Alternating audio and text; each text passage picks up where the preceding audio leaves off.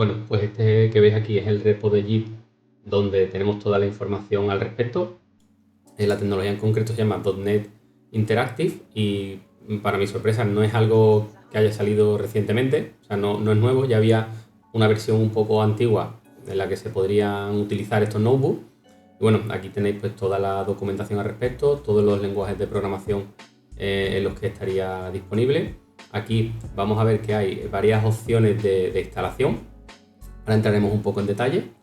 Y bueno, aquí os explico un poco cómo hacerlo. Yo me lo he resumido un poco, así que bueno, antes de meternos en código, vamos a ver esta presentación de forma muy rápida, ¿vale? No os voy a quitar demasiado tiempo. Bueno, pues eso, notebook en .NET. ¿Por dónde empiezo? Pues directamente en el vídeo que subí el otro día, en el short que subí el otro día, en concreto, el fichero que se nos enseñó fue el .div. El .div, al parecer, pues según está investigando, es de una versión, una primera versión un poco más antigua de estos primeros notebooks que se empezaron a utilizar en .NET, pues cuando salieron originalmente. ¿Qué ocurre? Que bueno, posteriormente, pues con todo el avance de Python, de la IA y de los notebooks en Python, que son los notebooks tradicionalmente que yo conocía, pues la extensión de estos notebooks siempre ha sido esta de aquí, ¿vale? La IPYNB. Entonces, este es el formato estándar para los notebooks en Jupyter. Entonces, actualmente ya se puede tener también este tipo de notebook con código.NET. Así que, bueno, pues como es el estándar, son los notebooks que vamos a utilizar nosotros.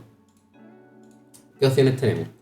Pues hay tres opciones, ¿vale? Una quizás un poco más descartable y de las otras dos, pues hay una también que yo quizás la descartaría y solo la utilizaría que es esta primera. Si vosotros ya utilizáis Python y ya tenéis notebooks en Python, pues quizás podríais llegar a utilizar esta vía pues para utilizar cosas que ya tengáis instaladas en el equipo, pero no es la más sencilla. Vale, la más sencilla es la opción 2 que ahora veremos. Y hay una tercera que es un poco diferente a estos notebooks, pero es otra opción de tener esa interacción con el código de .NET, que bueno, no la vamos a ver en este vídeo, pero os la comento simplemente para que la sepáis. Pues para los notebooks interactivos, si ya tenéis Python, ya os digo, la opción que recomiendo solo si ya tenéis Python, pues ¿qué hace falta? El SDK de .NET, Python y pip para descargar los paquetes, el Jupyter, ¿vale? Que lo podéis instalar con el pip install notebook. Hace falta el paquete de .NET Interactive, que lo podéis descargar también con la herramienta, con el CLI de .NET, lo podéis instalar de esa forma que veis ahí. Hay que instalar el kernel para Jupyter, que también se instala pues con ese comando de .NET que tenéis ahí. Y ya por último, con todo esto instalado, podríamos comenzar a escribir en nuestro notebook, ¿vale? Serían notebook que escribiríamos directamente desde el navegador, ¿vale? Abriríamos Jupyter en el navegador y directamente podríamos empezar a escribir nuestro notebook. ¿Cuál es la segunda opción, la más sencilla y la que yo os recomiendo? Pues es esta de aquí. Simplemente tenemos que tener el SDK de .NET, tenemos que tener Visual Studio Code. Hay una extensión para Visual Studio Code que se llama Polyglot Notebooks, que ahora la veremos. Y directamente pues con estas tres cosas ya podríamos empezar a crear nuestro primer notebook. Aquí lo que os decía, una comparativa, porque hay una tercera opción que es esa de abajo que veis de .NET RPL, que bueno, sería una opción que no tiene interfaz gráfica, sería solamente para interactuar con una consola. Entonces, bueno, yo no os la recomiendo pues por esa falta de interfaz gráfica que bueno, hace que sea todo un poco menos intuitivo. Y yo quizás prefiero alguna de las otras dos opciones, pero bueno, sin duda la de Polyglot Notebook, que es la opción 2 que os enseñé, la primera que veis aquí en esta tabla, yo creo que es la ideal para todo esto, ¿vale? Tiene su propia interfaz gráfica, está en el Visual Studio, se ve perfectamente, es sencilla de instalar, así que yo es la opción y la vía que voy a seguir. Y nada más, con esto pues directamente nos vamos a crear nuestro primer notebook en el Visual Studio Code. Bueno, pues estamos en Visual Studio Code, como veis estoy en el apartado de extensiones. Aquí si buscáis Polyglot pues podéis instalar esta que os decía del Polyglot Notebook. Y bueno, una vez que la tengáis instalada, pues lo que comentábamos con Ctrl+Shift+P veréis que se abre aquí directamente para poder ejecutar los comandos.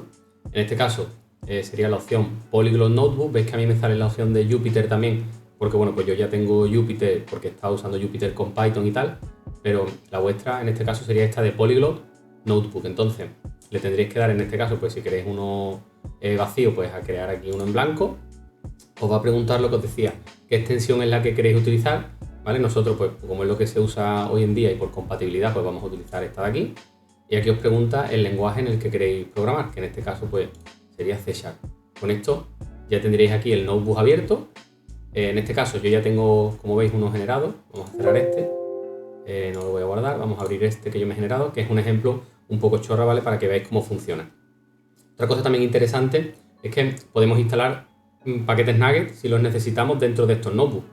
Entonces, de esta forma que veis aquí, podemos instalar los paquetes Nugget. Entonces, aquí como veis, simplemente pues instalo los paquetes Nugget y meto las dependencias, genero una clase de ejemplo que voy a serializar y después voy a deserializar, ¿vale? Simplemente, aquí veis que tenemos trozos de Markdown, ¿vale? Que podemos editar incluso, pero sería Markdown, ¿vale? Podemos añadir aquí toda la descripción que queramos para que quede aclarado perfectamente el código que estamos utilizando.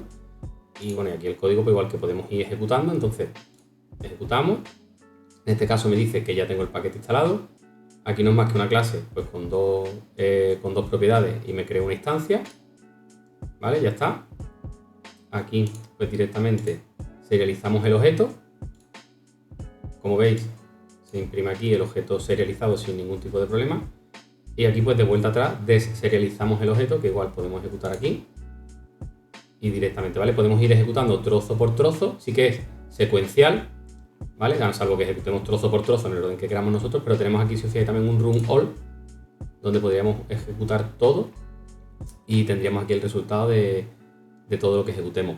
Yo no sé cómo lo veis vosotros, pero a mí me parece una herramienta súper útil, sobre todo para hacer pruebas de concepto, para hacer demos, para dar formaciones a gente y poder ir explicándole con código y anotaciones lo que estás haciendo. La verdad es que me parece algo súper completo. No sé, ya me contaréis qué os parece a vosotros. Y bueno, pues nos vemos ya en el próximo vídeo, que retomaremos nuestra línea habitual en el canal. O no, igual encuentro alguna cosa interesante de este estilo y también aprovecho para contárosla. Así que bueno, sin más, me despido y hasta el próximo vídeo. Adiós.